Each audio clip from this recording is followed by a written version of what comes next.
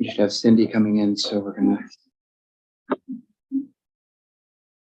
let her get situated so she doesn't feel rushed. It's okay. I reckon it was inaudible for you to get here. So. Oh, just a abrupt change of plans for you to be able to make it. So, yeah.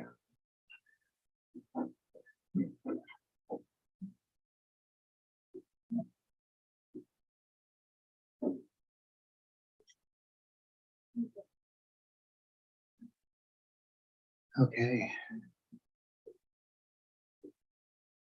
All right, we'll call the order here at 1:31.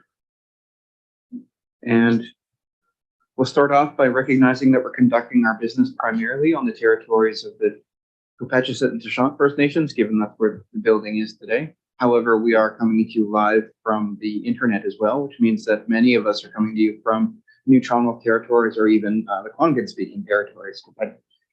I know where Bob is, but I don't know where Tom is. So that being said, we are also broadcasting this meeting live on YouTube through embedded on our website or through YouTube itself. And as a result, this is a hybrid meeting. I mean, we have attendees online and we have folks here in the office. The folks we have in the office are starting just at the corner here. We have Director Veda Siga, as well as I was going to say Mayor, but Director Marilyn McEwen. And we have Daniel, myself, we have Wendy, we have Director Roth. Is Shari coming? Who's sitting in Shari's spot there? Todd?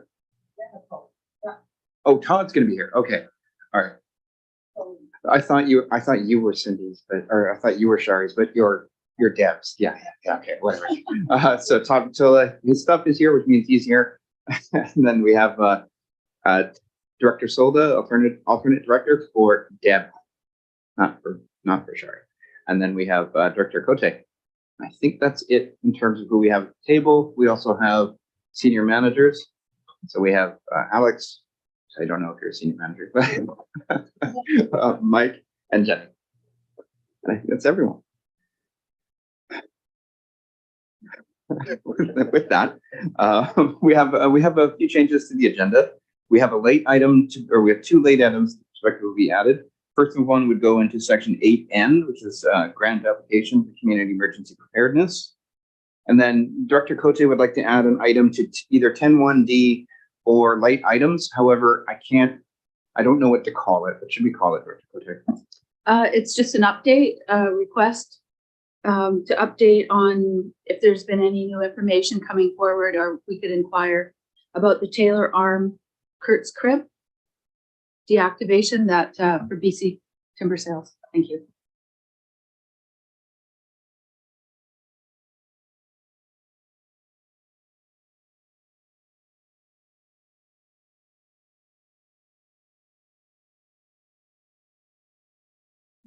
And lastly, I think we have a bit of an update on 9.2A, but it's not new materials. It's just Mike will introduce something verbal. And I think that's it. Do we have a motion to adopt the agenda as amended? Thank you, Director Solda, seconded by Director Roth. Any comments? Seeing none, all those in favor? All opposed? The motion carried. All right, thank you. That brings us to declarations. Does anyone have any declarations or conflicts of interest or apparent conflicts of interest for any of the items? But note that I think we have 13 items in our main agenda and then 3 or 4 planning items. So it'd be helpful if we go a bit quicker than we usually do. Seeing none, we'll move on to the adoption of minutes under item 4. That's the Board of Directors meeting minutes for November 23rd, 2022. Thank you, Director Cote. Do we have a seconder? Thank you, Director Roth. Any comments? Seeing none, all those in favor? All opposed? The motion carried. Second item is the electoral area directors committee meeting dated November 30th, 2022.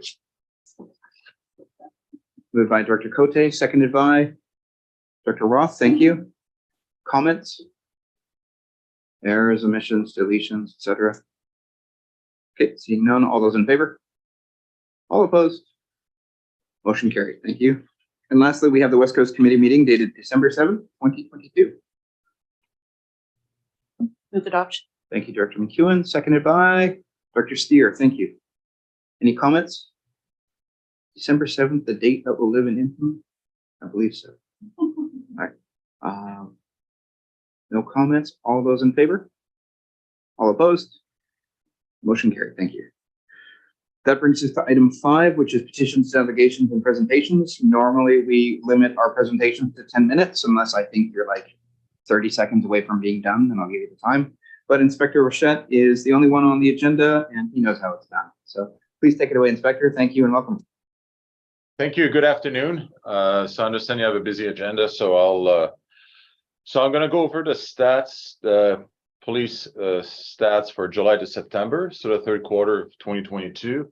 I'll go over some of the numbers, and then I'm going to have a couple of comments in relation to provincial business line, and then I'll answer any questions or comments. So from July to September 2022, we responded to 3,780 calls for service. 731 calls were within the regional district, so it's approximately 19% of our calls for service within the district. The total number of assaults are down by 36% compared to the same quarter last year. We've seen a reduction of reports of domestic violence by 44%, again, compared to the same quarter last year.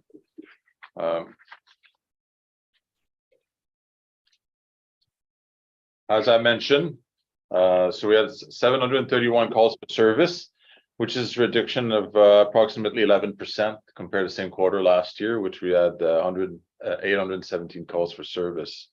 Violent crime, which I'm going to break down later on in the report, we've seen from 40 to 38. So we had 38 calls for service. Property crime, slight reduction from 72 to 71. Other criminal code remains basically the same, 31 to 30.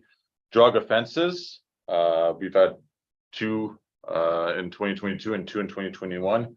When we talk about drug offenses, those are trafficking files.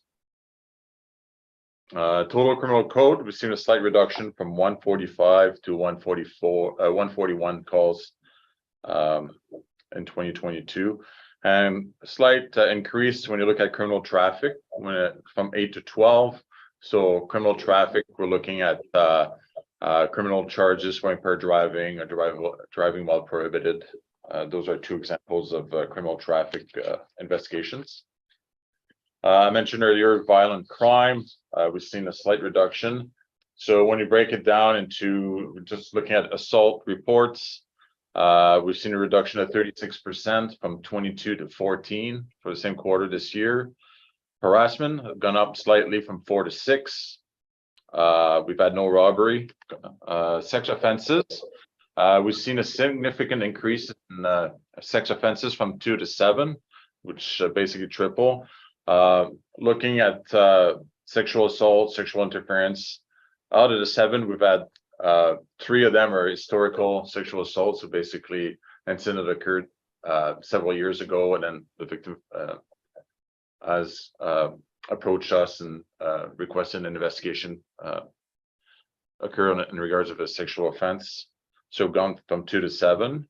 Uttering threats, slight reduction from 10 to 8 reports in 2022. As I mentioned earlier, we've seen a decrease in domestic violence from 16 to 9. And I should mention that I stated 14 assaults when I said domestic violence 9. So it includes within the 14. So out of 14 reported assault reports, 9 of them were related to domestic violence, which is approximately 70% of calls for service in regards of assaults. Property crime, auto theft, we've seen an increase from 2 to 5. Bike theft, we only had 1 report this quarter compared to 0 last year. For break and enter, we've seen for business went 3 to no report this year. Break and enter residents from 2 to 3 for the same quarter, and break and enter other we remain at 0. So if you look at all the break and enter reports For the third quarter of this year, we've had 3 compared to 5 last year, so a slight reduction compared to the same quarter last year. Mischief to property, which is basically vandalism, went from 23 to 19, so reduction approximately 17%. Theft remained basically the same from 12 to 11. Possession of stolen property 1 to 2.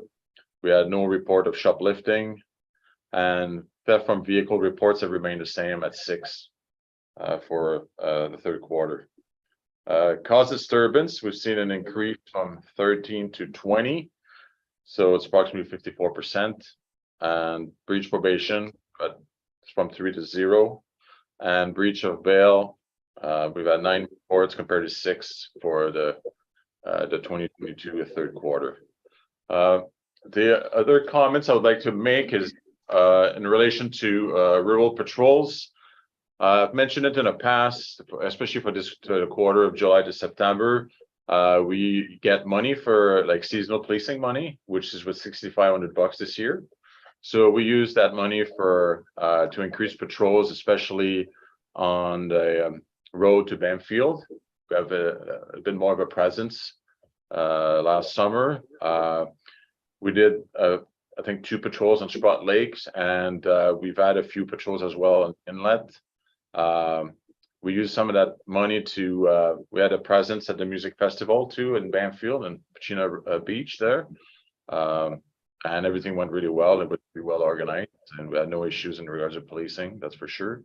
And the other comment I would like to make is, I'm sure you've all heard a couple of weeks ago, there was an announcement from the province in relation to funding for policing, especially around specialized and rural police services, which is under obviously the provincial business line for the detachment here. So they mentioned $230 million over 3 years. I'm hoping that some of that money will come towards us and increasing a number of officers under the provincial business line. In November 2021, I put a request for 2 more officers, and the request was for the fiscal year 23-24, and then another one for the fiscal year of 24-25. So I'm hoping that with this new funding promised by the provincial government that we will get those 2 officers I requested a year ago. So we'll see in the next couple of months if it's supported. That's it from me. So if you have any question or comments, Bill, please feel free. And Thank you. Are there any comments or questions? Director Cote? Thank you very much for the report. It kind of looks like crime is going down, and I think that's partly due to the good work that you're doing. Thank you for the support out at Sprott Lake, doing a couple of patrols out in that area. I don't believe I'm not hearing a lot of break and enters or disruptions in the community at this time. So I just want to say thank you, and best of the holiday to you, and safe. Hopefully everyone stays safe there. Thank you. thank you very much. Thanks for that. I have Director Beckett and then Director Sullivan. Thank you, Chair. Inspector, thank you for your report. Thank you for going to Banfield during the Music Fest. That was a new event there, and there certainly was some concerns, but I too was pleased, A, that you were able to send resources there, and B, that it was well organized and everyone seemed to have a good time.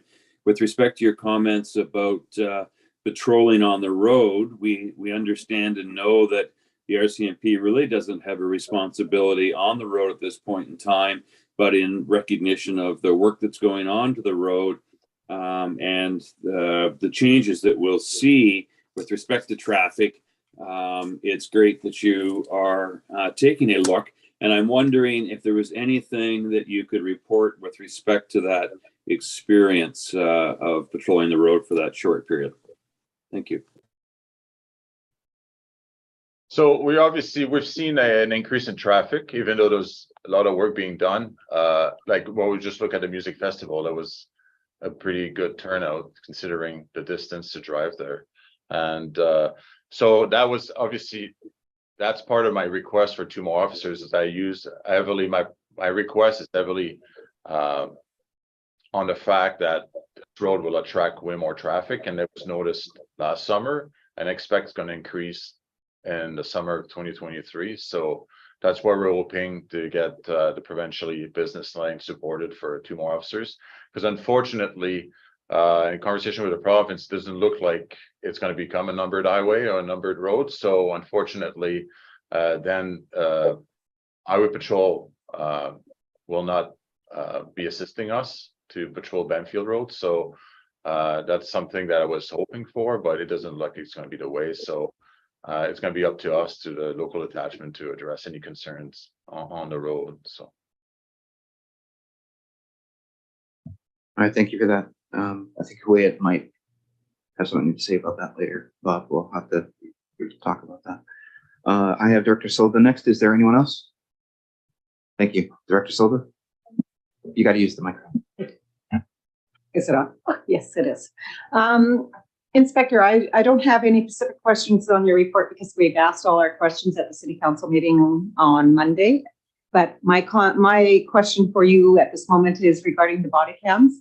I see the contract management committee update came out, and they're talking about that the body cams would be coming to officers in Canada in 2023 in the spring. Where does Port Alberni fit in? Do you have any updates for us on that? Thank you. I haven't heard much in the last few weeks, but I know a couple of months ago I was told that we were looking at probably early 2024 for Port Alberni. We haven't been identified as one of the first attachments. I know it's different for the West Coast. I think Tofino Ucluelet will probably get the body-worn cameras in 2023. But for the local attachment years, we're looking at probably early to mid 2024. Okay, thank you. Thank you. Are there any other comments or questions? Okay, seeing none, I think on behalf of the board, I'd like to thank you for your presentation. And I'd just like to make a request that maybe at the end of the year, if you could come back sometime afterwards and give a presentation on some of the kind of major programs that are running. So prolific offenders, that sort of thing, just as an update whenever you're ready at the end of whatever your year is. Just having a more detailed presentation about that, especially the youth gangs item. We would call a committee of the whole meeting for that, I think, but we wouldn't do so until you're ready. So that would be a request for next year at some point. No, absolutely. I'll probably can have a conversation with Danielle and come up with a date that would work for all involved. That sounds great. Thank you very much. Okay. Thank you. All right, that's it for the petitions, delegations, and presentations. That brings us to item 6, in which there's no correspondence for action. The next item is correspondence for information. Would anyone like to pull anything out or just pass a motion to receive it all? Director Cote and then Director Silva. Thank you. I'd like to pull out 7C, Island Health, Breathe Easier. So I know that the Valley, Alberni Valley is very much influenced by people. Our air is deep downgraded with the burning of wood. And I've noticed recently there's been some inversions where it's been very difficult to breathe, and just hoping that people will take that into consideration when they're burning during these inversion times for people with respiratory problems, because it really does affect people's lives. So happy to see them putting something out and a release about it. Thank you. Thank you, Director Cote. Next up is Director Silva. Please go ahead. Actually, I was just going to do a motion to receive, Mr. Chair. Oh, well, so moved. Do we have a seconder? Thank you, Director Roth. Okay, any comments or questions? Seeing none, all those in favor? All opposed? The motion carried. Thank you. All right, that brings us to item 8A, which is a request for decision regarding a special board of directors meeting. Wendy, do you want to? I will speak to that, Mr. Chair. Sorry, It's Terry. Terry coming to you from home, not feeling well, but I'm going to stick it out as long as I can. So a special board of directors meeting for the 21st for two reasons. The by-election for Cherry Creek and the timing of that election has us needing to appoint the chief election officer and deputy chief election officer. I'll let Wendy speak to that further if there's any questions regarding that. But we also had to add the potential award of some tender projects that have deadlines due to grant funding. So we've got some tight turnarounds and needed some extra time on the tenders that closed. We're supposed to close last week. We ended up having to close them this week. So we're going to have those as well. And happy to answer any questions.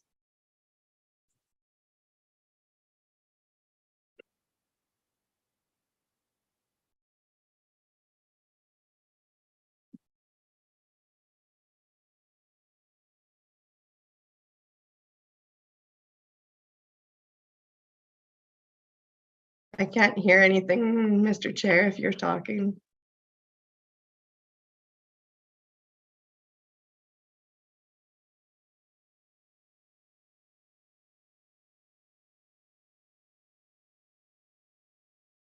That's what happened last. This one works.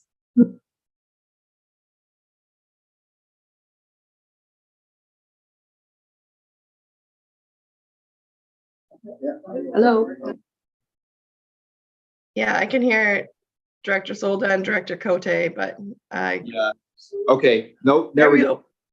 Alex got it. It looks like it was just one of the cables between the tables got pinched and pulled out the daisy chain. So I think that's why.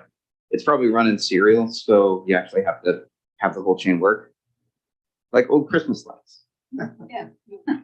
Okay, thank you for your presentation, Terry. Unless anyone has any comments or questions, please go ahead, Director Silva. I'll move that the Alberni Coquitlam Regional District ACRD Board of Directors hold a special Board of Directors meeting on Wednesday, December 21st, 2022 at 1:30 p.m. in the ACRD Board Room 30008 Fifth Avenue, Port Alberni, and via Zoom webinar for the following reasons. One, to appoint a chief election officer and deputy chief election officer to conduct the by-election for the Director of Electoral Area F, Cherry Creek. Two, to potentially award tenders for projects that have deadlines due to the grant funding. Thank you. Do we have a seconder? Oh, thank you, Dr. Ross. And welcome, Dr. Tella. Okay, any comments or questions? Okay, seeing none, all those in favor? All opposed? The motion carried. All righty. That brings us to item B, which is the ACRD Board Committee and Financial Plan meeting schedule. I offered to speak to this as well. So we set this meeting schedule out every December for the following year. The financial plan schedule is in there as well. It gets pretty busy in February, March. For that, we apologize. We did set it up so that the Local Government Leadership Academy, which is your next RFD, that there is an ability for the directors to attend in February for that in Nanaimo, if you're so desiring. So you'll notice there's one blank week in the middle of budgeting there for you guys to attend that as well. Happy to answer any questions. Thank you. It's quite intensive. Director Cote, go ahead. Thank you. I'm just going to move the recommendation. Move that the Alberni Clayoquot Regional District Board of Directors approve the 2023 ACRD Board Hospital Committee Financial Plan meeting schedule as presented. Thank you. Seconded by Director Silva. Any comments or questions? Seeing none. All those in favor? All opposed? The motion carried. Thank you. Item C now is the 2023 Local Government Leadership Academy. Thank you, Director, or Mr. Chair. So yeah, this is to attend, and unless you guys want to limit the number of directors that you would like to attend, I recommend the motion that's at the beginning, but if the board would like to limit how many people are able to go, we can also look at that as well. I'll let other directors speak to how valuable this is, but I know it is something that the directors have enjoyed in the past and find the networking as well as the subject matters very important. Thank you. Director Cote?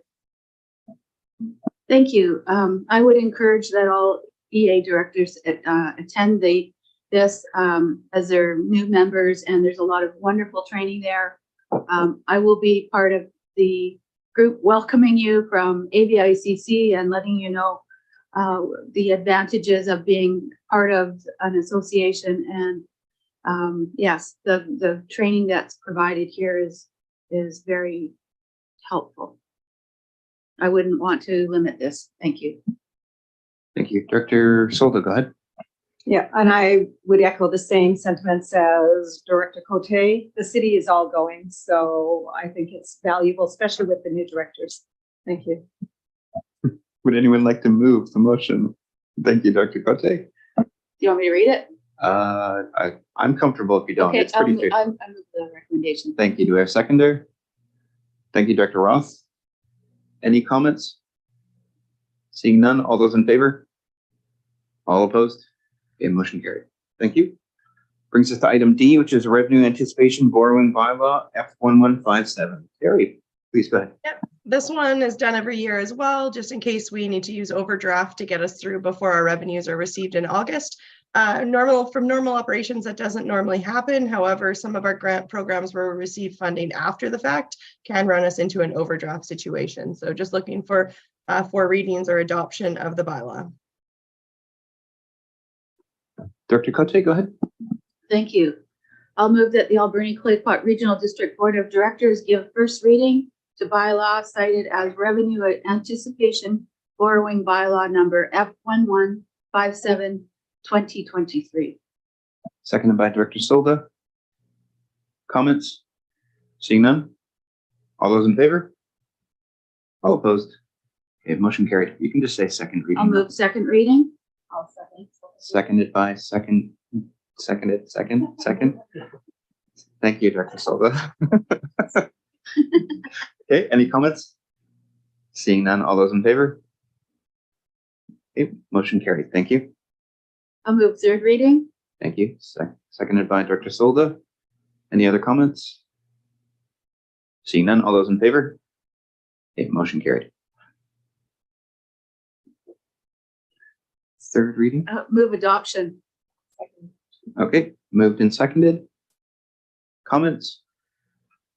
Seeing none, all those in favor? Motion carried. That's all of me. Yeah, adoption's the last one.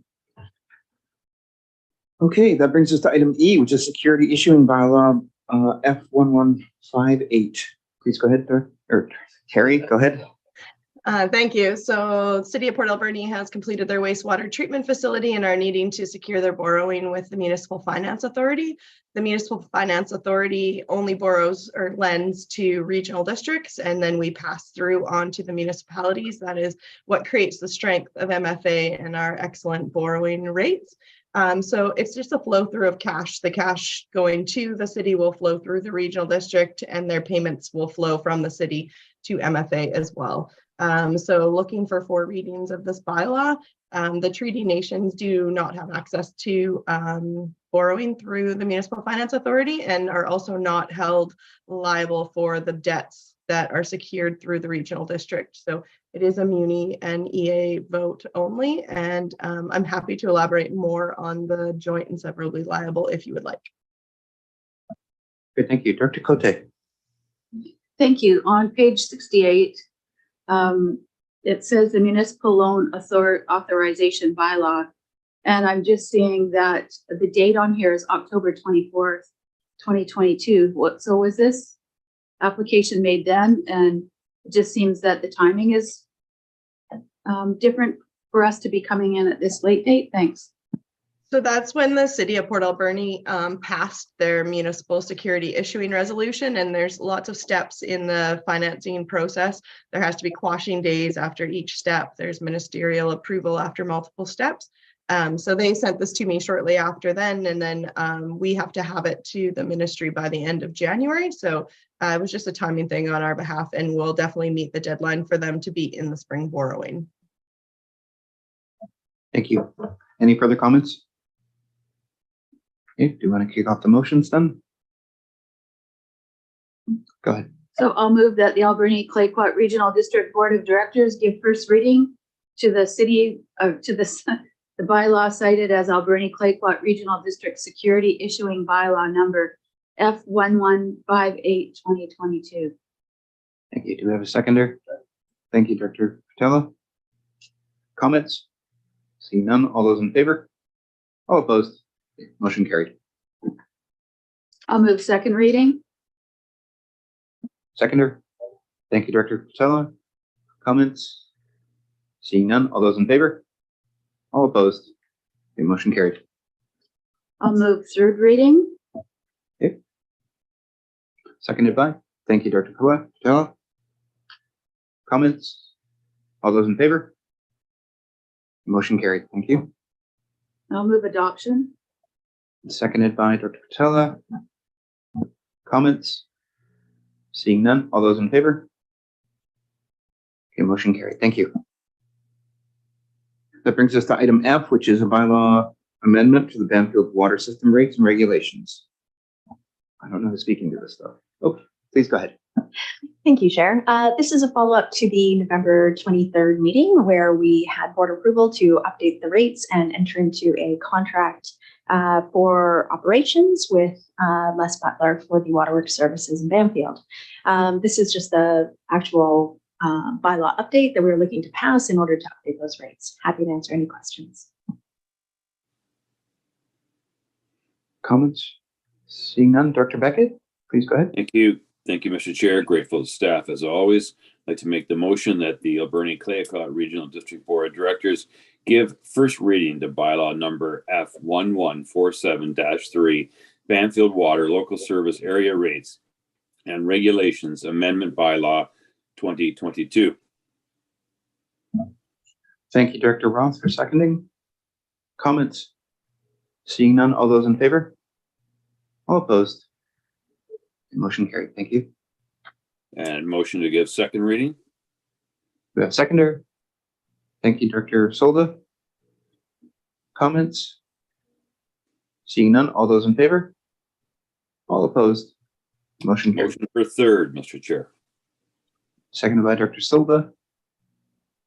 Comments? Seeing none, all those in favor? All opposed? Motion carried. And finally, Mr. Chair, that the Alberni Clayoquot Regional District Board of Directors adopt bylaw number F1147-3, Banfield Water Local Service Area Rates and Regulations. Thank you. Seconded by Director Patella. Comments? Seeing none, all those in favor? Motion carried. Thank you. Brings us to item G, which is Tlaoquiat First Nation and Alberni Clayoquot Regional District 3-year MOU to develop Long Beach Airport Agreement. Please go ahead. Thank you, Chair.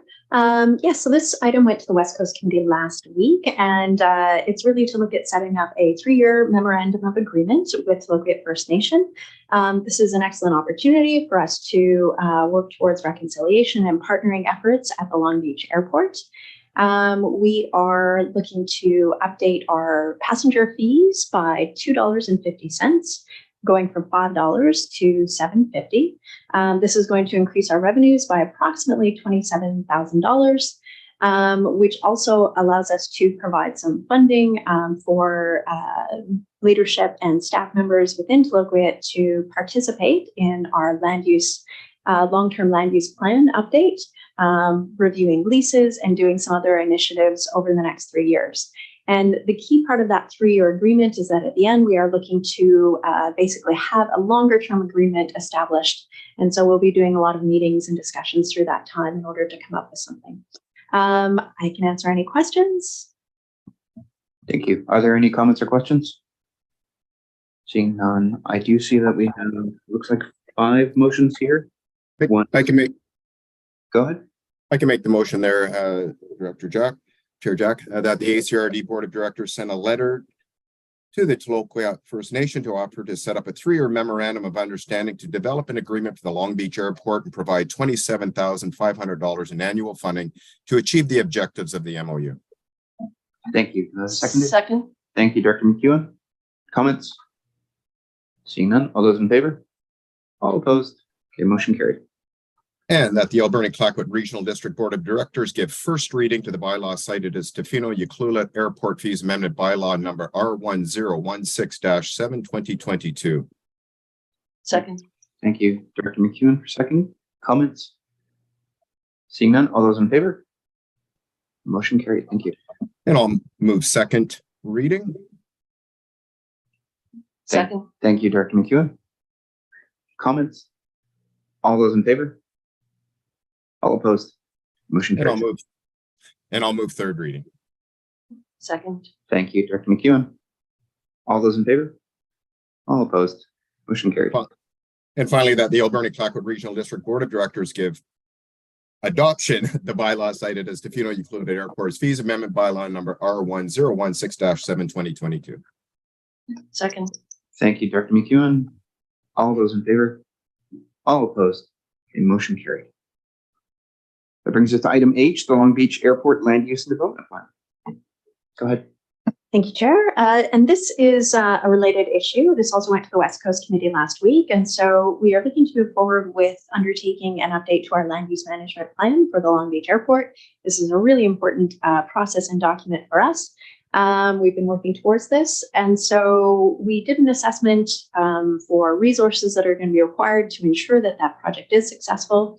We're recommending, and the West Coast Committee supported the recommendation, that we approve a 2-year term position for Airport Project Coordinator, and also that we make an application for the Rural Economic Diversification and Infrastructure Program for $100,000 to help support that project. But we do have other finances available within the Long Beach Airport Service to support this. If there's any questions, I'd be happy to answer them. Any comments or questions or motions? Director Boyko, please go ahead. Is this airport project coordinator only going to be focused on the Long Beach Airport, or is it going to be the Port Alberni Airport as well? And will funding come from all electoral areas or just the West Coast? Thank you. Thank you, through the chair. That's an excellent question, and it's something we've talked about. We have an airport advisory committee coming up in January. But we don't know if the committees would support putting additional resources towards airport work at the Alberni Valley Regional Airport. So what we looked at is if we had to standalone fund this position from Long Beach Airport, we have the funds available. So we're looking for support, and we can fund this out of the Long Beach Airport service 100%.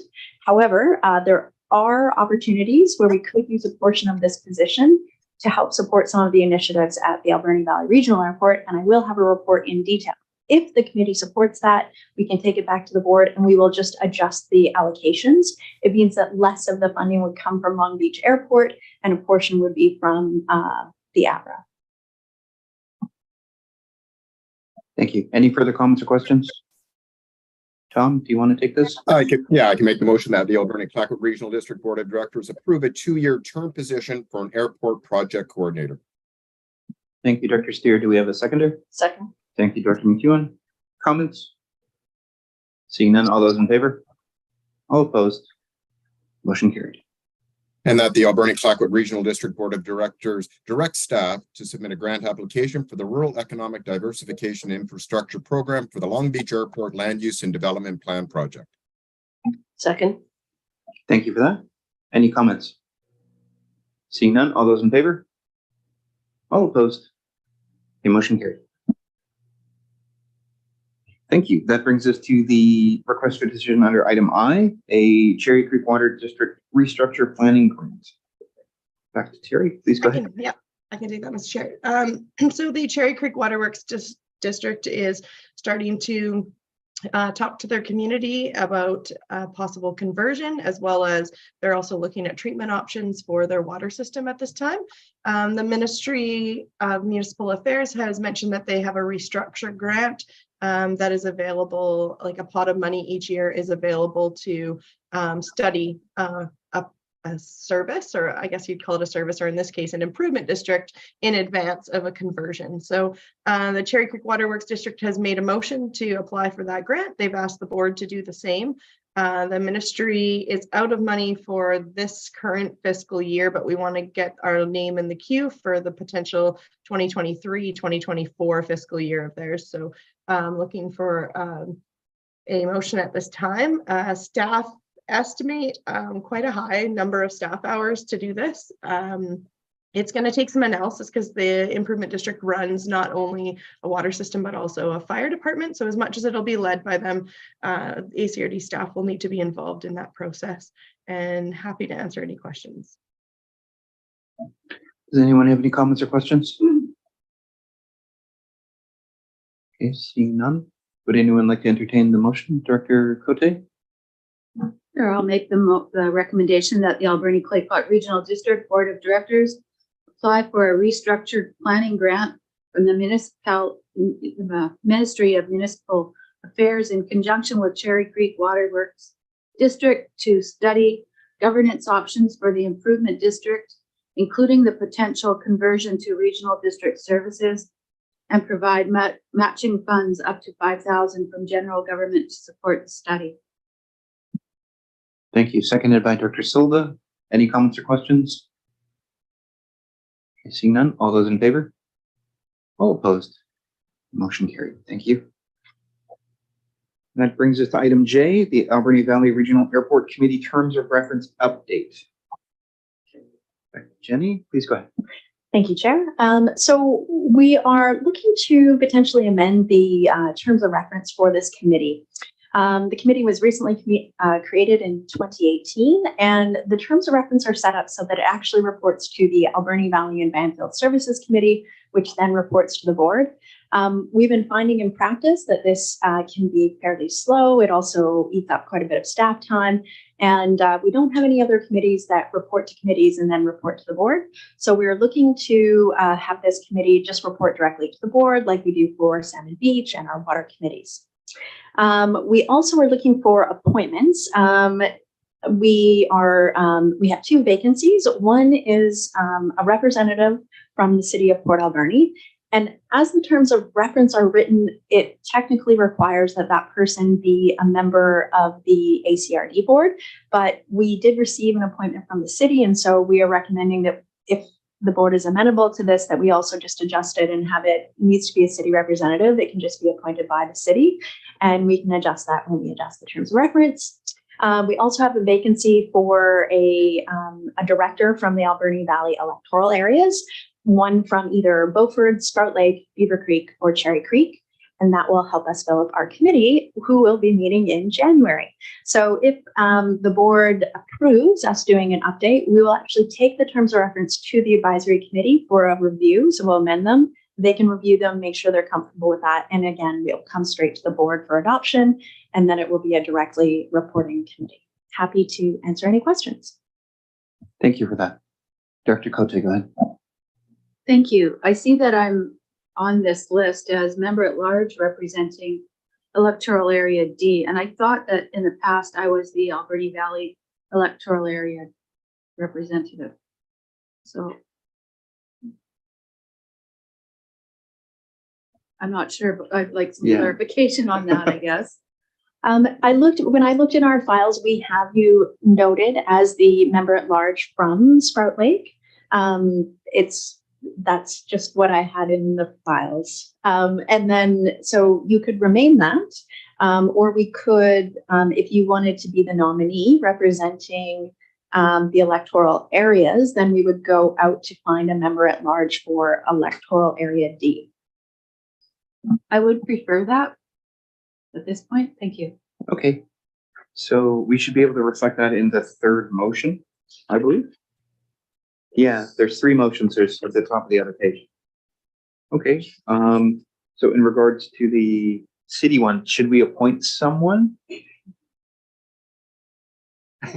We do have the letter from the city of Port Alberni, and so if the board supports that motion, it is they have nominated Cindy Solda, and so the board could pass the resolution to support that unless they wanted to make a different decision. Could we decide just to support whoever the city sends? Would that be easier? Yes, we can. I think for this, it would be easier if we appoint just because we're under the existing terms of reference. If the board doesn't mind appointing city appointment for this time, and then we'll amend the terms of reference. Does that sound fair? Yes. And procedurally, that sounds better. Okay, thank you. All right, would anyone like to, Director Roth, go ahead. I'm just wondering if maybe we should wait until the Cherry Creek election's over. I'm just thinking that we're leaving someone out.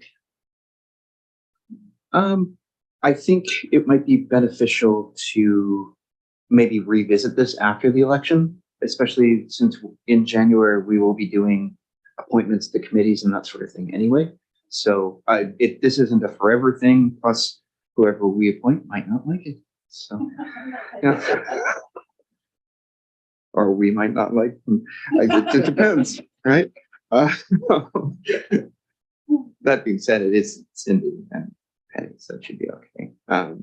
That being said, can we have a motion to move this through? Thank you, Dr. Cote. I'll make that motion, but I'm just looking at the member at large representing electoral area D. I think there was a person in the past that from the community from Sprout Lake that actually sat on this. It's been a couple of years since we started it all, but I'm not sure how it got found out. But at this point, will we be then advertising for someone from Sprout Lake? Yes, great, thank you. So at this time, I'll make the recommendation that the Alberni Clayoquot Regional District Board of Directors approve amending the terms of reference of the Alberni Valley Regional Airport Advisory Committee to have the committee report directly to the Alberni Clayoquot Regional Board of Directors. Thank you. Do we have a seconder? Thank you, Director Patella. Comments? Director Solda, go ahead. Just a quick one, just so people know I have experience on the airport. I was the chair a few years back. Thank you. Any further comments? Seeing none, all those in favor? All opposed? A motion carried. I'll carry on that the Alberni Clayoquot Regional District Board of Directors appoint Director Solda to the Alberni Valley Regional Airport Advisory Committee as a representative from the City of Port Alberni for a 2-year term. Thank you. Thank you for seconding, Director Patella. Any comments? Okay, all those in favor? All opposed? Motion carried. Thank you. Nominate myself. Oh, yeah, somebody else should do that. Sorry, that. Do we have a motion for the? Thank you, Dr. Silva. Do you want me to read it out? Okay, I'll move that the Alberni Clayoquot Regional District Board of Directors appoint Penny Cote to the Alberni Valley Regional Airport Advisory Committee as the ACRD Director from the Alberni Valley electoral areas, Sprout Lake, for a 2-year term. Sorry. Do you have a seconder? Thank you, Dr. Ross. A comment, Dr. Boyko, go ahead. I thought we'd have an opportunity. Oh, am I muted? Okay. Thought we'd have an opportunity to see if anybody else wants to go as well. I think having 2 people from Sprout Lake on a regional board for a regional airport might not be the best idea. Maybe someone else wants to go as well. Thank you.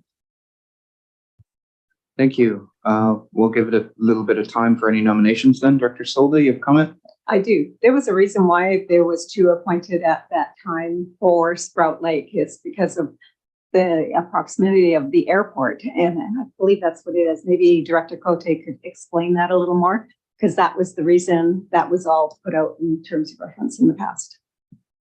It's I think- inside Sprout Lake, is it not? It is. Yeah.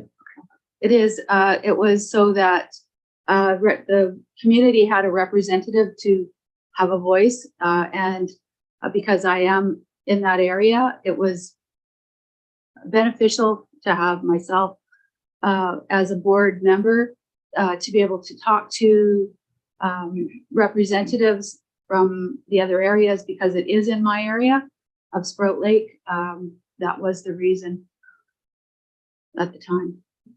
Yeah, thank you. So I think if anyone expresses their interest from the list, then I guess the idea would be, yeah. Seeing none, we will go to the motion then. All those in favor? All opposed? Okay, motion carried. Thank you. All right, that brings us to item K, which is West Coast Transit next steps and options. Cool. I don't know who's on this. Oh, please go ahead. That is me. Yes, so this also went to the West Coast Committee last week. So In light of the BC Transit being limited on their expansion options, staff have looked for a experienced consultant that can help us investigate what the next options are to proceed with the West Coast Transit. We have identified a consultant who is able to do that work for us for about $12,500, and we can start that process in the new year. We'll be doing engagement with our stakeholders and partners who are heavily involved in transit, and be providing back options and recommendations through the West Coast Committee on the next steps for that. There was also discussion at the committee about potentially applying for that planning grant. That unfortunately the grant restrictions allow for only one application per electoral area, and staff have recommended that we apply for the Long Beach Airport land use plan. However, we have done some investigation. We found some other options that will be available soon. One of them is for rural transit, and they have both a planning stream as well as an infrastructure stream. So we'll be looking at that. Yeah, and I'm happy to answer any questions. Thank you. Any questions? I think this is consistent with the plan that we've discussed in the past as well. Oh, Tom, you have your microphone off. You go ahead. Yeah, no, I was going to make the motion, but I just would say I brought this update to the Tofino board to the Tofino Council as an update, and they were supportive of this direction as well. And I can at this point make the motion that the board support staff in undertaking an alternative option study for public transit on the West Coast. Second. Thank you, Director McEwen, for seconding. Any comments or questions?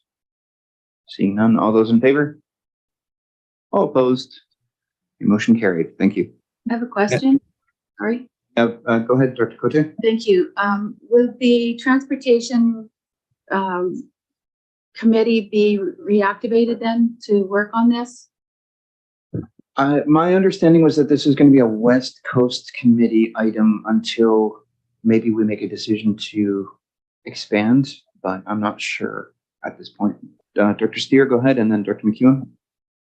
I think I was going to look to Jenny, but my understanding is the working group has been reactivated, and that they will be, if this motion was to go forward and the consultant was to be moving forward, that they would be in working in close proximity with one another. And you can correct me if I'm wrong there, Jenny.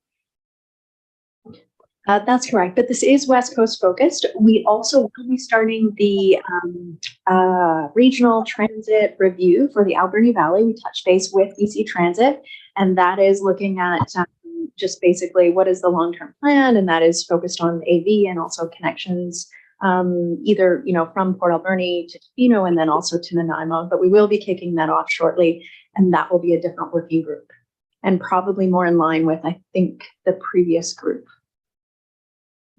Director McEwen.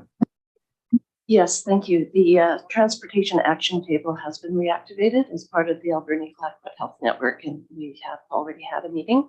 So somehow we need to connect all these dots. Thank you. Would you like to move the second motion? Yes, I would move that the board direct staff to include a budget with no 2023 tax requisition for the West Coast Transit Service for the investigation and possible implementation of an alternative public transit solution in the draft 2023 to 2027 Alberni-Clayoquot Regional District Financial Plan. Do we have a seconder? Dr. Siga? Thank you. Any comments? I like how this can all come together potentially, so that's great.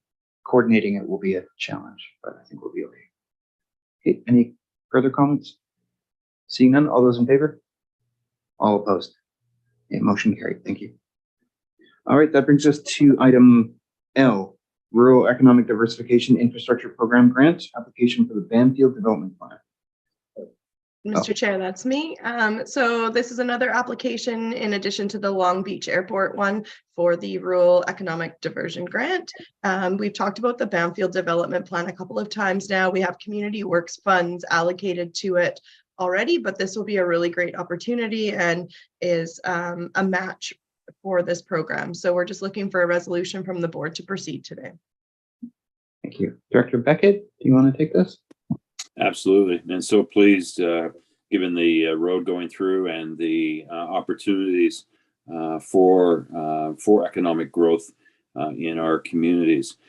So I would like to make the motion that the Alberni-Clayoquot Regional District Board of Directors support the grant applications with the Rural Economic Diversification and Infrastructure Program for $100,000 in funding for the project development plan for Bamfield, and direct staff to provide overall grant management for the project if successful. Thank you. Do we have a seconder? Thank you, Dr. Roth. Any comments or questions? Seeing none, my only comment is cool. All right. That being said, all those in favor? All opposed? Motion carried. Thank you. All right, that brings us to item M, which is the Community Workforce Response Grant Application Meat Processing Fundamental Program. Terry, please go ahead. Yeah. So this is a project that would see the ACRD partnering with North Island College to deliver some training. We've partnered with them before on some other agricultural focused initiatives, and it's been quite successful for us. So looking for grant, it would be fully funded and mostly supported by the agricultural support worker, but some grant administration support and general support from ACRD staff.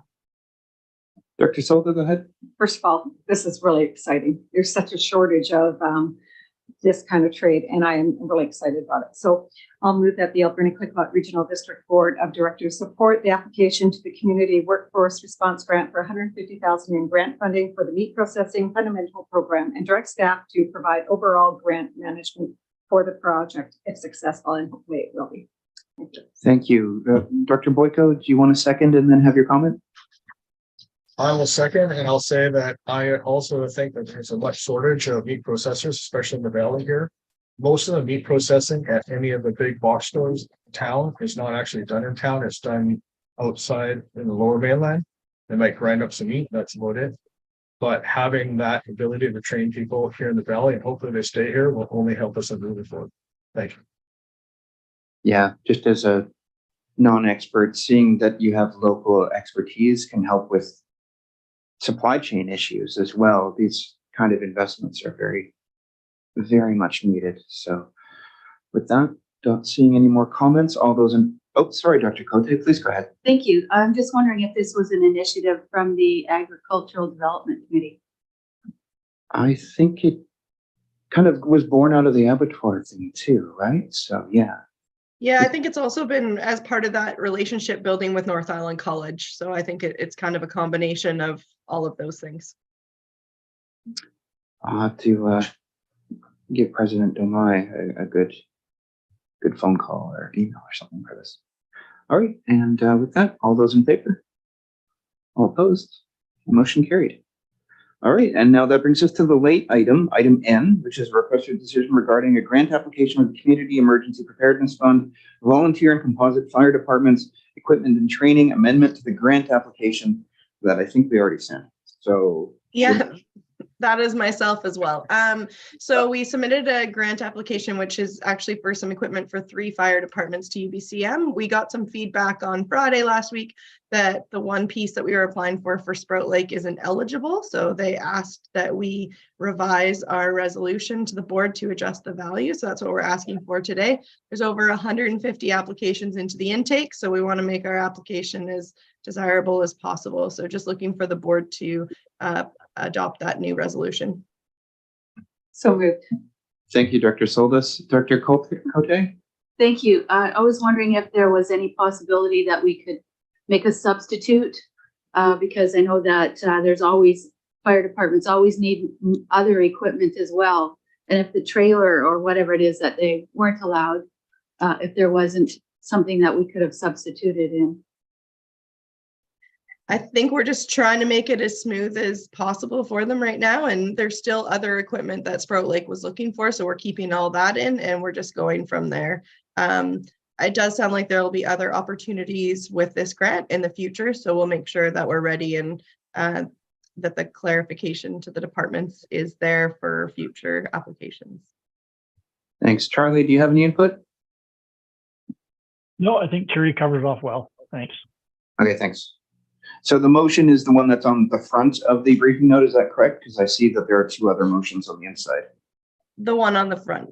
Okay, thank you. So I'll read it out for our benefit that the Alberni Clayoquot Regional District Board of Directors support the application for $17,022 in funding from the EBCM Volunteer and Composite Fire Department's Equipment and Training Grant Opportunity for wildlife equipment for the Sprout Lake Volunteer Fire Department and to direct staff to provide overall grant management for the project if successful. Would anyone like to move that? Thank you, Director. Oh, you did, Director Soltis. Sorry, I completely forgot. Well, Director Roth, seconds. Okay, any further comments? Seeing none, all those in favor?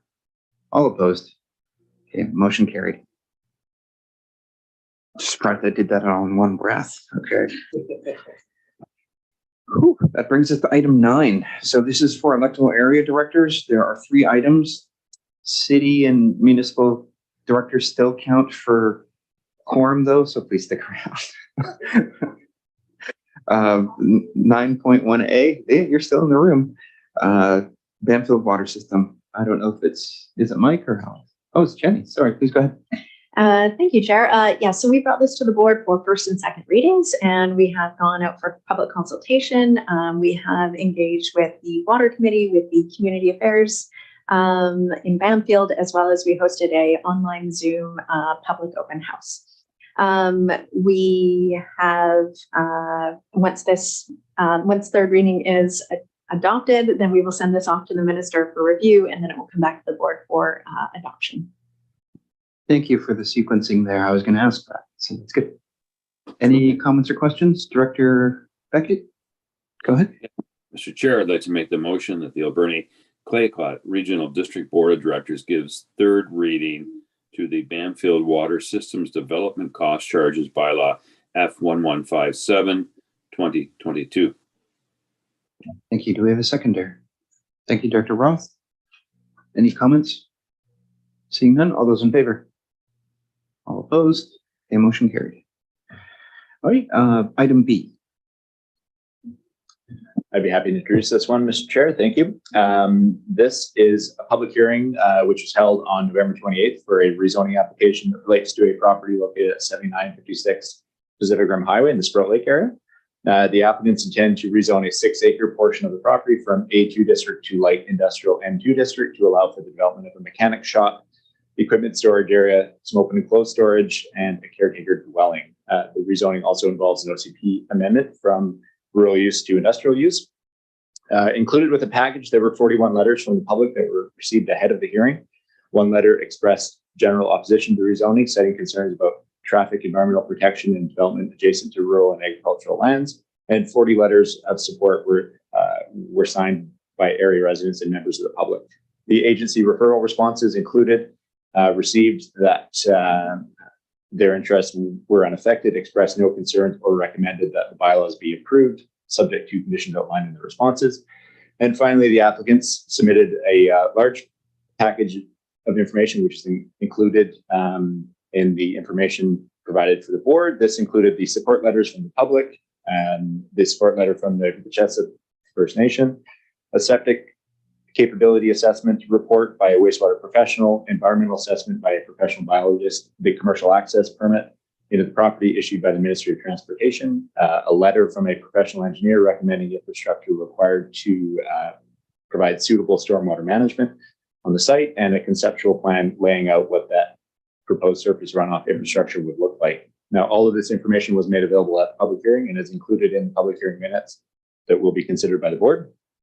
A number of conditions of rezoning approval that were applied by the board at first reading are highlighted in the report for you as well. These conditions intend to confirm things like suitable sewage disposal and road access, and to register a covenant that would limit the industrial uses, require landscape screening and buffering from neighboring uses in the highway, require an engineered drainage plan to control the surface runoff and potential pollutants on the site, and finally to restrict future subdivision within the industrial area.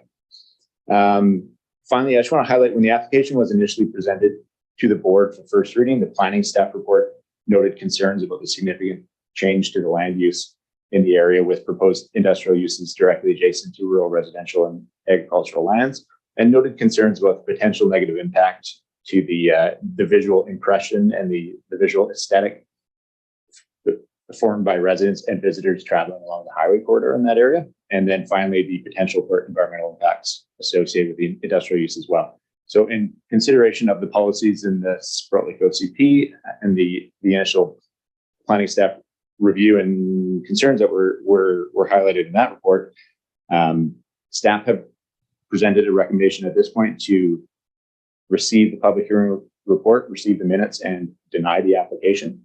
If the board wishes to proceed with the rezoning application, the appropriate motions to consider bylaws P1411 and P1412 for second and third readings are also presented in the report, and we're happy to answer any questions. Thank you. Any comments or questions? Director Cote, please go ahead. Okay, I would make motion that the Board of Directors receive the public hearing report. Thank you. Do we have a seconder? Thank you, Director Siga. Comments? Seeing none, all those in favor?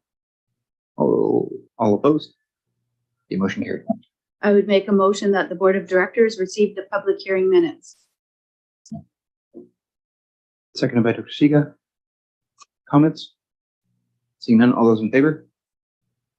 All opposed? Come on, guys, all in favor? Thank you. All opposed? The motion carried. Thank you. In my opinion, I think that the applicants have met the requirements and have worked with the community. And I'd like to, at this time, make a motion that bylaw P1411 Sprout Lake Official Community Plan Amendment bylaw be read a second time. Seconded by Director Roth. Any further comments? Seeing none, all those in favor? 2, 3. All opposed? Okay, motion carried. I would make a motion that bylaw P1411 Sprout Lake Official Community Plan Amendment bylaw be read a third time. Seconded by Director Roth. Any comments? Seeing none, all those in favor? All opposed? Thank you, noted. Okay, so motion carried. Now, do we do adoption here or do we wait? Sorry, I have some more. 2 more? Okay. I would Please move go ahead. that bylaw P1412 Regional District of Alberni Clayoquot Zoning Atlas Amendment bylaw be read a second time. Do we have a seconder? Thank you, Dr. Roth. Any comments? Seeing none, all those in favor? All opposed? Noted, thank you. Your motion carried. Okay, next item. I'll move that bylaw P1412 Regional District of Alberni Clayoquot Zoning Atlas Amendment bylaw be read a third time. Do we have a seconder? Thank you, Dr. Roth. Comments? Seeing none, all those in favor? All opposed? And noted, thank you. Okay, motion carried. Now, is that it? Is this 4 total or is there? That's it? Okay. So adoption would come afterwards. Okay, thank you. Alrighty. Next item I think is related because it's just the OCP item on the same thing. Please go ahead. No, so the next item is the OCP amendment for the Sprout Lake Official Community Plan that relates to the zoning bylaw review project. So this, the minor amendments that are presented for you today in bylaw P1443 intend to align the policies and objectives with the updated draft zoning bylaw. A public hearing was held for this bylaw on December 5th, which is the second of 6 amendment bylaws that have gone to public hearing at this point for this project that includes amendments to each of the 6 existing OCPs throughout the region. So the amendments to the Sprout Lake OCP are summarized in the staff report, and a line-by-line list of updates is included within bylaw P1443. The consolidated version of the Sprout Lake OCP and the updated maps with first reading were available at public hearing and are linked to the board meeting webpage and available here in the boardroom. There were 14 letters of public correspondence that were received ahead of this public hearing. Many of the letters expressed general concerns about the amount of notice that was given for the public hearing and requesting additional public consultation. Concerns about regulations for dock construction and development adjacent to Sprout Lake, and then the need to restrict boat speeds as well, which is a conversation we've had for throughout this project. One of the letters expressed support for the amendment application, noting accountability for environmental protection. And then one of the letters asked to clarify a clarifying question about docks. The agency referral responses are included in the package for you as well. The responses that were received either noted they were in support of the bylaw, subject to conditions outlined in the responses, that their interests were unaffected, or that they had no concerns, comments, or objections. A summary table highlighting those responses relevant to the Sprout Lake area and all of the agency referral responses and the public correspondence is included in the public hearing minutes for the board's consideration. The staff report also highlights a number of public consultation activities that staff have undertaken with the board in the development of the draft zoning bylaw and associated minor amendments to the 6 electoral area OCPs. These were highlighted in detail in the public hearing. A significant amount of public input has gone into the development of this amendment bylaw ahead of the public hearing. And we just want to highlight that staff continue to engage with the public and have ongoing dialogue with community members, referral agencies, First Nations, committee and board members as we work to finalize the draft of the updated zoning bylaw and then begin to think about the comprehensive OCP updates in the future. So at this time, we've presented a recommendation for the board to receive the public hearing report, receive the public hearing minutes, and then to proceed with second and third readings of bylaw B 1443, and we're happy to answer questions. I'm okay. It's just the air conditioner just hit me. Thank you, though. All right, do we have comments or questions on item C, please? Director Cote, please go ahead. Thank you. I will make the recommendation, the motion that the Board of Directors receive the public hearing report. Thank you. Do we have a seconder? Thank you, Director Roth. Any comments or questions? Seeing none, all those in favor? All opposed? Okay, motion carried. I'll make a motion that the Board of Directors receive the public hearing minutes. We have a seconder. Thank you, Director Roth. Comments? Seeing none, all those in favor? Motion carried. Thank you. At this time, I'd like to just make a point that I had a lot of calls right before this public hearing from residents of Sprout Lake that had only received the notification about the public hearing from my own personal Facebook and emails out to my volunteer groups such as the APC, Parks, Sprout Lake Community Association. And the word got out from that the day before the public hearing that there was very little notification. We have a legal liability, a liable authority authorization to make sure that we publicly advertise public hearings. And our policy doesn't really afford a great amount of notification. It's 2 notifications in newspaper. So when I went on to the regional district website, I'm looking for the public hearing information advertisement. I had to look underneath December the 5th on our calendar to actually get the information. So I was quite of the opinion that we didn't do a good enough job on publicizing the public hearing. It was a long time since we've given it first reading, and staff have done an amazing job on getting the process to where it is.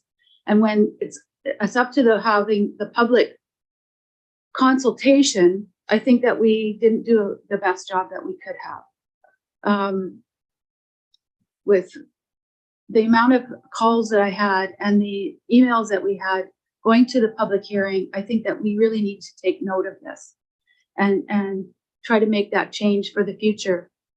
So far, we've had Banfield OCP approved and identified at that time that there was very little participation from the Banfield members, and not sure exactly why, if it was because of lack of notification that was available to the residents of Banfield, beyond the 2 newspaper notifications there. I'm not sure exactly what they have out there for publications.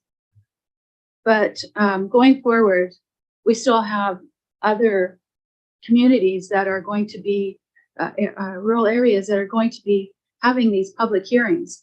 And with only 2 notifications within a newspaper, I think that we're continuing on that track where we're not engaging the community well enough for such a big project that we've done so much work on. And, you know, staff have put so much into this and done a good job. And it is continuing. So to engage the public, I'd really like to know where we should be going with this. I think that I would really like to give the second and third reading to this official community plan. But when I have so much comment from the community saying that they weren't consulted. So I know that staff can receive more information on this going forward, and we could bring it back for another public hearing. And I'm just not quite sure exactly how to move forward with this, knowing that with the procedures that we have in place right now, Beaver Creek, Cherry Creek, and Long Beach are going to be facing the same public hearing notification and could end up in the same position. So I'd like to have that discussion at the board, if I could, just to hear from other areas how they feel about this. Thank you. Okay, this is not to the agenda, however, maybe 1 or 2 comments. This is a larger conversation because I have opinions that we do more than enough. But I'll recognize Director Boyko, and then I'm going to go to the CAO for a comment on the website. Please go ahead. I'll be quick. I agree with Director Koje that the public notification might need to be modified. I watched the public hearing that you hosted there, and it's a comment of concern. Thank you. Thanks. Daniel? Yeah, so a few things in there, and I think Director Cote is bringing up things that staff are familiar with as well, and that we've had the conversation. The first thing I want to mention is just with the website. It has been a 2022 project to redo the website, which includes notifications and how they're seen, and that is dangerously close to completion. So we're expecting to go live in January, which we'll see a different platform. The second is just in terms of overall policies.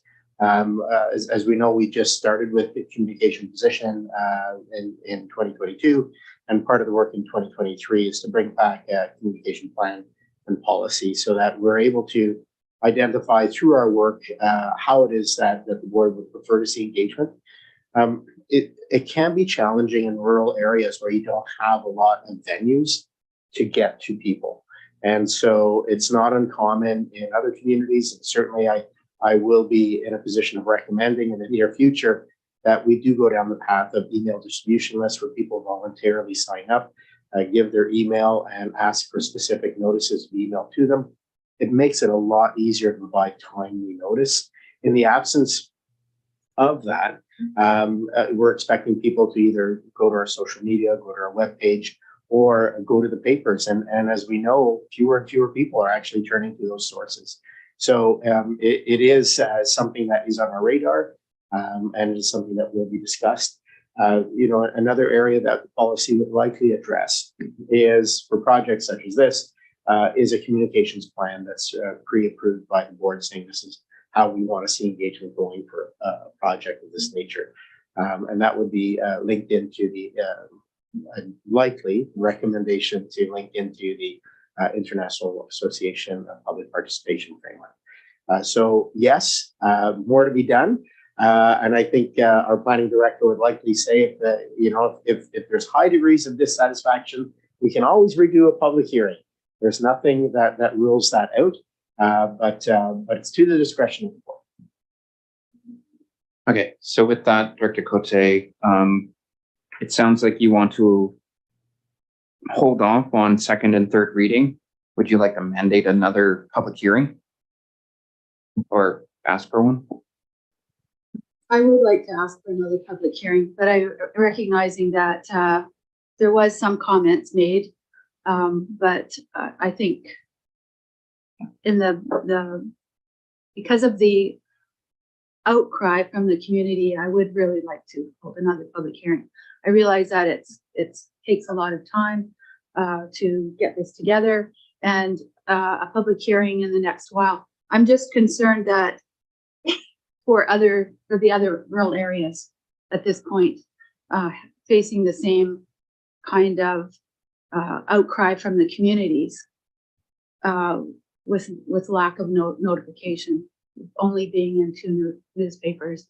And there was a challenge from one person that they said that they figured that some of the newspapers weren't distributed because of weather or whatever. So some areas of Sprout Lake didn't receive the news, which I've asked for clarification, and we haven't heard anything that wasn't distributed, but just very concerned about the process, about going forward. I'm wondering if we can delay this till the next meeting for the next readings at this point. Yeah, you just don't make the decision and it's still hanging as far as I know. I don't know if there's mandated times or if it's just sequence. Mike? There isn't mandated times, but I would recommend if the board wishes to move forward with this, then give it second and third reading. If the board would like another public hearing held, then to provide that direction. But I would also recommend that the board, before we hold any public hearings, come back with some options on advertising the public hearings, because currently our development procedures bylaw requires us to follow the Local Government Act, which would be to put 2 ads in the newspaper. And that kind of defeats the purpose if that's what the board's wishing to do. So we have had some advice on this, and there is options, but it would require board direction and resolution. Yeah, I would say those are our options. I would say that citizens and residents have a responsibility to stay linked in as well. We're in a spot where people don't interact with news, even though perhaps they should. And we have met all of the requirements under our own law, or our own bylaw, as well as what's required of us from the province. So this checks off all the boxes. If we don't think that it's appropriate, then we need to change the policy that sets out those expectations, because another public hearing, and if nobody shows up, well, tough luck. That's what I think. So I think there is a responsibility for citizens and residents to show up, and for our board of directors to get the word out like you did. So with that, I think there's more work in regards to the expectations as well, because we can set our own requirements as long as they're meeting the provincial ones too.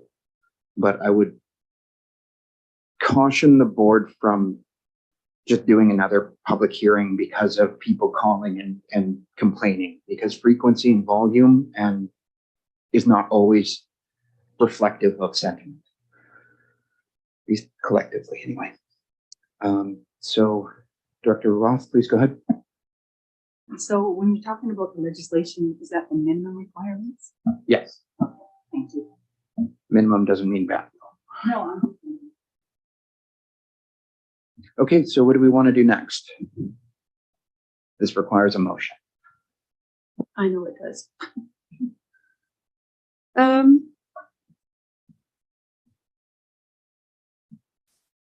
The reason why people were saying that they wanted the public hearing postponed was because they didn't have the amount of time to do the research that was required.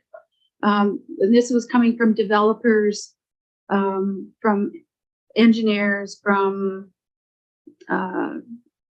people that in the community that are continuing to do development, and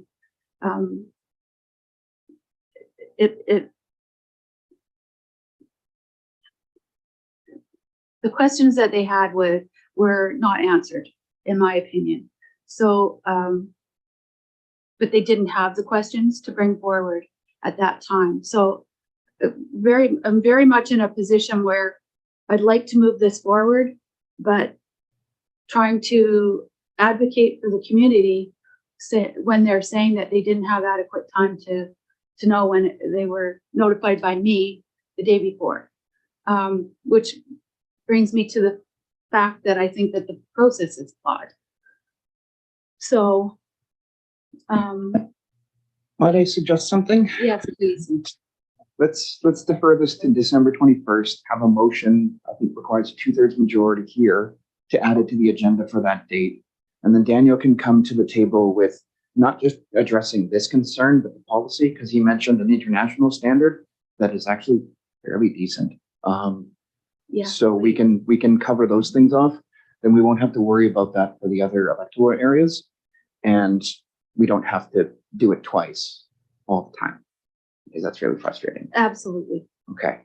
So if we could have a motion to, is it defer or postpone? Defer this issue? Mike, go ahead. Yeah, I think all the direction would be that this come back on December 21st. Okay, I think because it's a special meeting, do we need to have a motion to add to the agenda there, or can I just do that?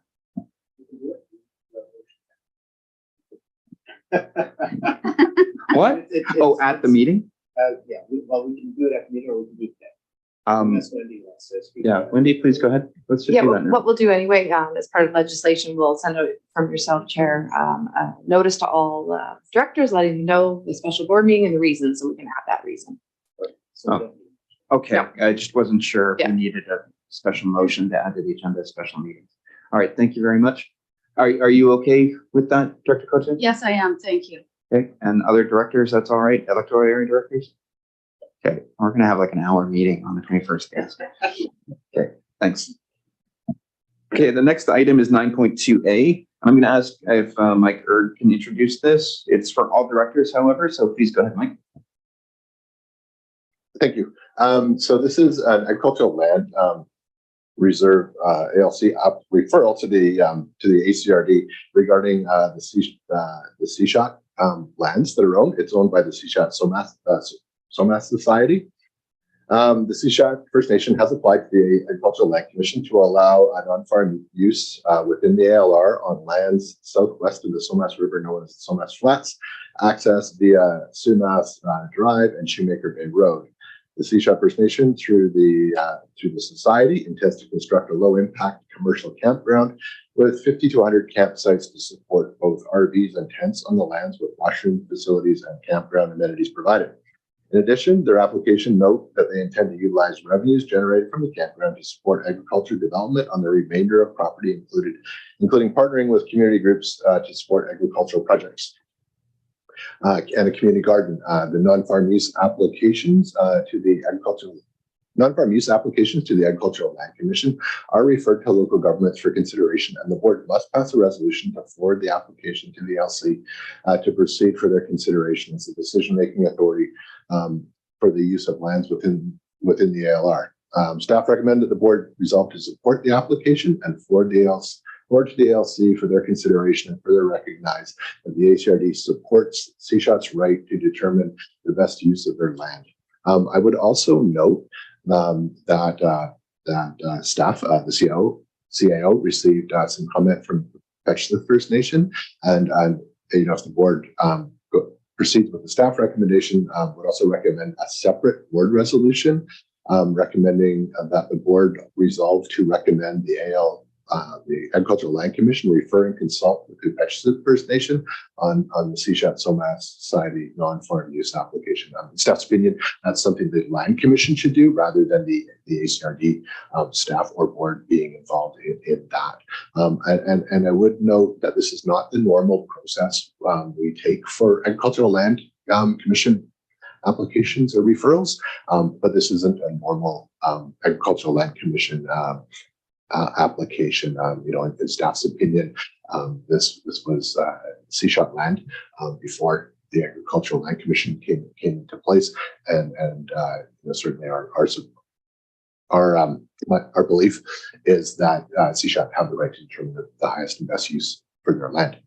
and happy to answer any questions. Would it be fair to say that the ALC is more the referral or, sorry, consultation agency than we would be at this point since they're making the determination? Yeah, so the ALC is the final decision maker. The legislation requires local governments to be involved. If the board doesn't pass a resolution to forward it, it doesn't go anywhere. In this instance, I don't feel that would be an appropriate motion. Okay, so we can do that recommendation motion to the ALC to talk to Hupatchisett after this one. Yeah, Director Solda, go ahead.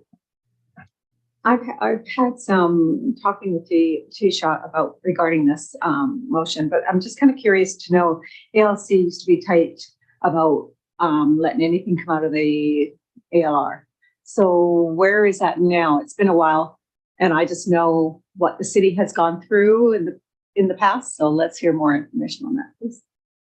Yeah, so the ALC tends to not release land from the reserve, the agricultural land reserve. I should be clear on the language here. The messages that we've received consistently are that, it's farmland today, it'll be farmland tomorrow. As the Director of Planning has flagged, in our view, staff-wise, it was the nation's land prior to the establishment of the ALC, and we are a creature of the province. We are also created by the Crown, and the nations predate our creation. So even though we're following the right procedure that's identified in terms of providing comments back, we do feel that this file should be handled differently, and that the nation would actually trump. I would have to go to legal challenge, but I think that the nation's decision on best use of land would likely trump that of the Agricultural Land Commission. And we don't want to be in that grouse fire. So as far as we're concerned, we would support the application based on jurisdictional priority, and we think the nations have jurisdictional priority. I think it's a great opportunity, and so I'm going to move that we support the opportunity. Thank you. Okay, so that's the first item is that the Board of Directors supports and endorses the Shot First Nations application for non-farm uses for the proposed campground and for the application to Agricultural Lands Commission, noting that the campground would be low impact, and further that this land within Shot territory is within Shot territory, and then the ACRD supports Shot's right to determine the best use of their land. Correct. So that's the motion. Yes. Seconded by Director Boyko. Director, you're up next, Director Boyko. Sorry, Director Patella. Go ahead, Director Boyko. Hi, I'll also was going to second the motion to support it. What I found interesting, I read through all the paperwork. This point of land is directly in the floodplain and in the tsunami impact zone. And in 1964 event, it was underwater, but I found no mention of flooding or flood preparation, emergency plans, or tsunami. But I support the right of the CSHA to determine the best use for the land. Thank you. Thank you. Any further comments? Okay, seeing none. All those in favor? All opposed? A motion carried. Thank you. And then we have a second recommended motion in the handout, which you may not have in hard copy, folks at home, but it's may have been emailed to you. It's a recommendation that the ALC refer and consult with the Hupatchisett First Nation on the Tishot Somas Society's non-farm use application. So moved. Thank you, Director Solda. Do we have a seconder? Thank you, Director Roth. Any further comments? I think this is the right move because of how ugly things got in Delta with the Swanson Treaty and so on and so forth. So Dr. Roth is like vigorously nodding. Okay, any further comments? Seeing none, all those in favor? All opposed? Okay, motion carried. Thank you. Okay, that brings us to staff reports. I would note that this is where we would like the item referred to as, I believe it is the Taylor Arm BCTC item to be spoken to verbally. So that would mean that we also make it items A to D for receiving. Do you want to take that? Yeah, I don't know who's speaking, but I'll take the arm if that's okay. It came up earlier in our workshop discussion as well. And just in terms of update for the Forestry Services desire to decommission an area of Forestry Road referred to as the, oh my goodness, Kurt's Crib. Thank you. And so the ACRD had followed up and asked that be reconsidered. We know a few months ago that there's always exists the option to take over, but to take over would likely come with a $500,000 bill because that is the rough estimate of the repairs, and it's not really the direction that staff would recommend, and not without a check from the province to match that cost. We have had those initial discussions, but we have not had any follow-up or any indication from the province saying that they had any further desire to examine that potential closure. So we don't have any further updates at this point. If my recollection serves, the last time we discussed it at the board level, we had flagged that it would be good for us in the future to talk about a larger regional strategy for access to the backcountry around forestry. How do we want to prepare ourselves for the eventuality that some of these back roads, when they cease being usable forestry roads, will likely be decommissioned unless we have a strategy for recreation or some other use. And if we're doing that, then we need to talk service and how it is we build reserves to address that over time. But in the absence of any strategy or any service, we're really just in a lobbying position at the will of whether the province is willing to entertain us. Right now, I haven't seen any entertainment beyond our original request. Any follow-up? Go ahead. Thank you. The regional district has identified this access as one of our emergency routes. And I think that there should be continued conversation with First Nations and the West Coast communities, because that would be an access if that highway is cut off. It would be the only access. So for that particular part to get past Sprout Lake. So I'd really like to be bringing that up at our opportunity when we are talking with First Nations and with the West Coast communities. Thank you. Thank you. Any further comments? We do need a motion to receive reports A to D as well. Thank you, Director Cote, seconded by Director Boyko. Any further comments? Seeing none, all those in favor? All opposed? Okay, motion carried. Thank you. All right, that brings us to no committee reports. That's next time. Member reports. That brings us to Vancouver Island Regional Library. Director Cote. Thank you. No report. Alrighty, next up is Alberni Valley Chamber of Commerce. Director Soldo? No report. Nope, okay. West Coast Aquatic, Director Steer. Yeah, I do. I had conversation with Tawny Lem at the West Coast Aquatic Board and suggested with the elections with a new board that it would be in the best interest of West Coast Aquatic to maybe do a presentation to the Alberni Clayoquot Regional District Board of Directors in the new year to give an update as to who they are and what they do in the region. I was just going to say it would be good to have Tawny come in and give a presentation. So that's prescient. Thank you very much. Next up is the AVICC, the Association of Vancouver Island and Coastal Communities. Director, President Cote. Oh, thank you. Just a reminder, the resolutions, the last second call was put out. So deadline is January sometime. February sometime. I'm sorry, I don't have that date. And just that we didn't actually see who was wanting to go to LGLA earlier at the meeting. So just want to remind everybody that that's a great opportunity.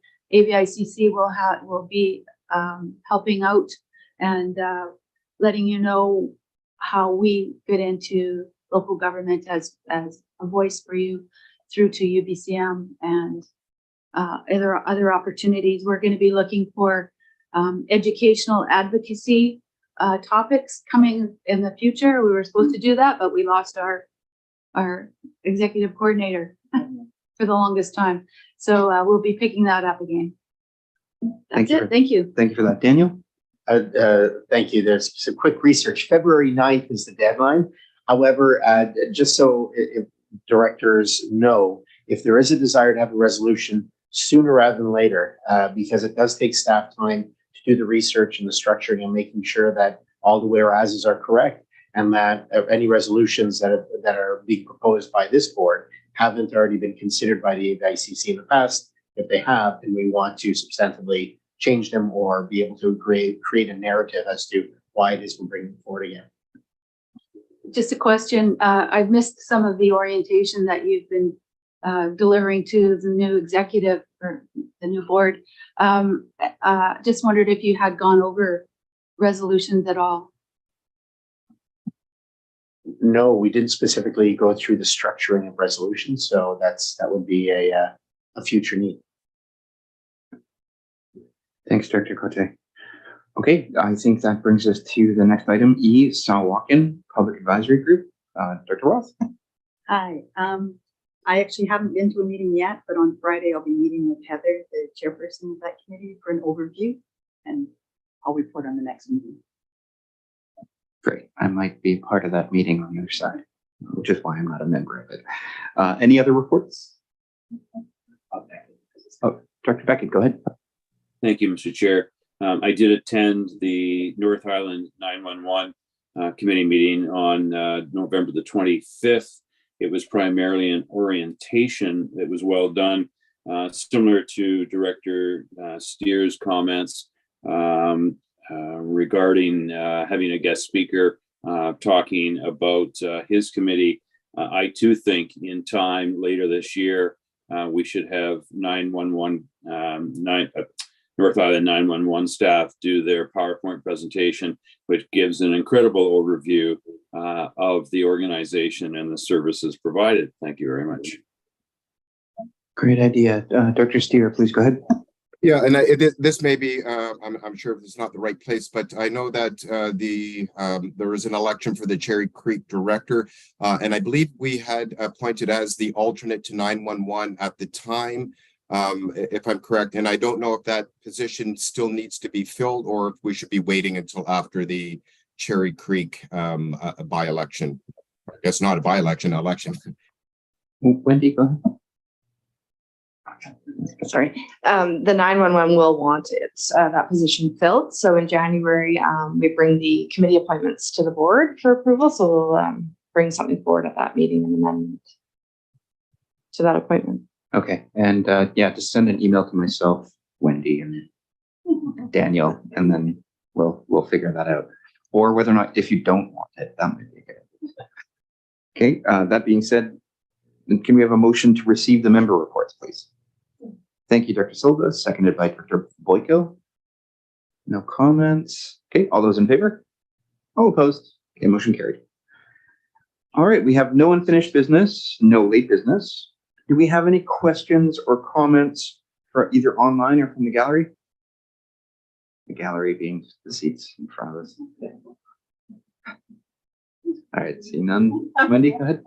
There are no questions to the email address, and we have no attendees. Okay, if I could have a motion to recess the meeting to go into the hospital district. Thank you, Dr. Silva, seconded by, thank you, Dr. Boyko. Okay, all in favor? All opposed? Okay, motion carried. All right, normally we would pass this to our vice chair, but she is away sick, so you get me again. So no break from me. After we conclude the hospital district, we'll be going in camera, so we'll call a break for people to use the washroom, that kind of thing. Let's see how much we can do. Okay, we'll call to order at 3:14 p.m. And we'll recognize that we're conducting our business today on the territories of the Hupatchison and Shot First Nations, as well as Mutuanos and perhaps other territories like the Kwanghan speaking or Coast Salish. I don't know where you are, Tom, sorry. And from there, I would just note that we are conducting our meeting today in hybrid format. We have a broadcast on YouTube and folks coming into our meetings via Zoom. And we have folks here in the office. I won't repeat because I think we all know and people can just go to the beginning of the recording. If we can have approval of the agenda, please. Thank you, Director Silva, seconded by. Thank you, Director Siga. Any further comment? Seeing none, all those in favor? All opposed? Okay, motion carried. Brings us to the adoption of minutes for the Board of Directors meeting dated November 9th, 2022. Thank you, Director Silva, seconded by Director McEwen. All those in favor? All opposed? Motion carried. It's emptier here now that the gallery's gone. Okay, no item 4, no item 5. Item 6 is correspondence for information from Island Health. Would anyone like to speak to this or just move to receive?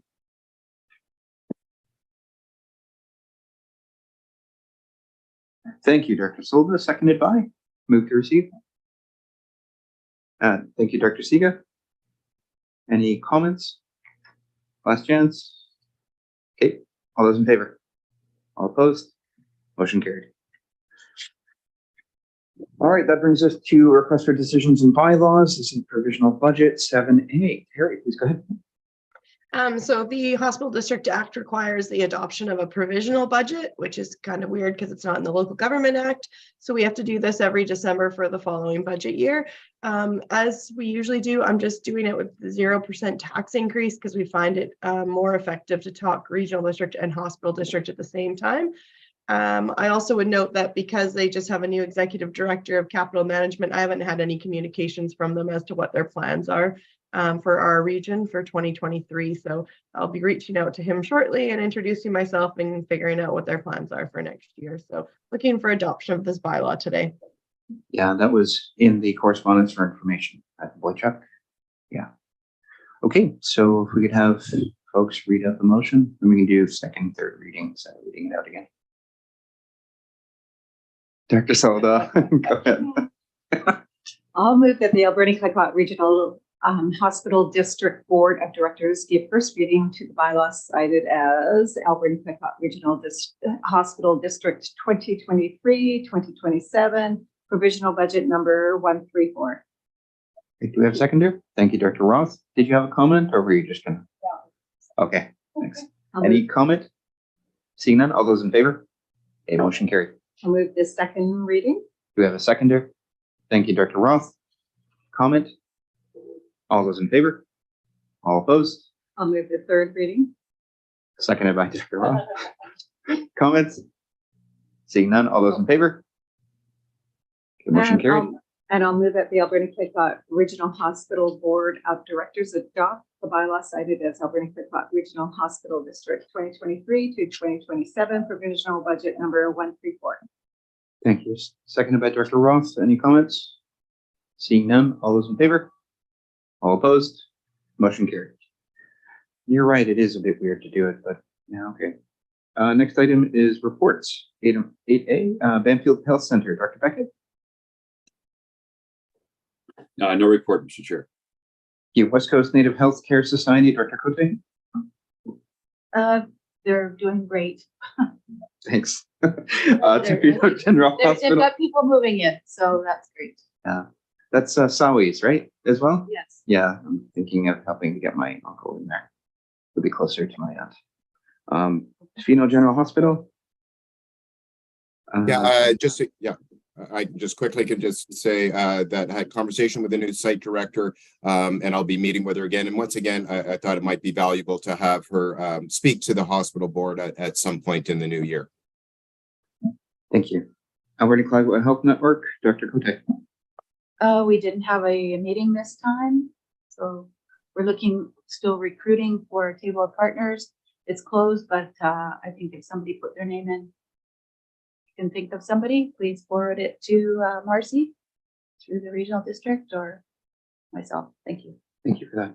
Next is West Coast General Hospital. Please go ahead. Anyone from the West Coast? Okay, I'm just going to say no report. Next item, anyone have any other reports? I don't think it's related to hospital district, but I'm keen to get the doctors in again, or at least a report from Highland Health or something like that.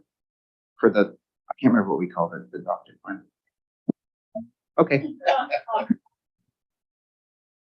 That's why I brought it up. No other reports. Could we have a motion to receive? Thank you, everyone. I'll say Director Roth and Director Ziga. All those in favor? All opposed? Motion carried. Thank you. All right, no unfinished business, no late business. Do we have any questions? No, Mr. Chair, no questions from the Thank you. public. We're gonna have a motion to adjourn, please. Thank you, Director Roth. Seconded by Director Smolder. All those in favor? And motion carried. Thank you. All right, that brings us back to the regular meeting for reconvening. I will read out the reasons we'll be going in camera. This is a motion to close the meeting. I'm sorry, you're not going anywhere. As to the public, as per the community charter under sections 91F, law enforcement, if the board considers that disclosure could reasonably be expected to harm the conduct of an investigation under or enforcement of an enactment. Number 2 is 91I, the receipt of advice that is subject to solicitor-client privilege, including communications necessary for that purpose.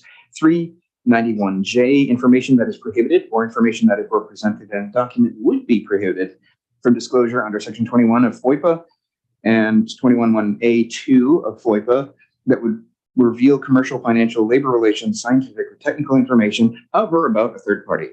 492B, the consideration of information received and held in confidence relating to the negotiations between the regional district and provincial government or federal government or both, or between the provincial government or the federal government or both, or a third party. I know the guy who wrote this. And he's not this verbose. I will move that since I'm the chair. Do I have a seconder? Thank you, Director Cote. And comments? Seeing none, all those in favor? Motion carried.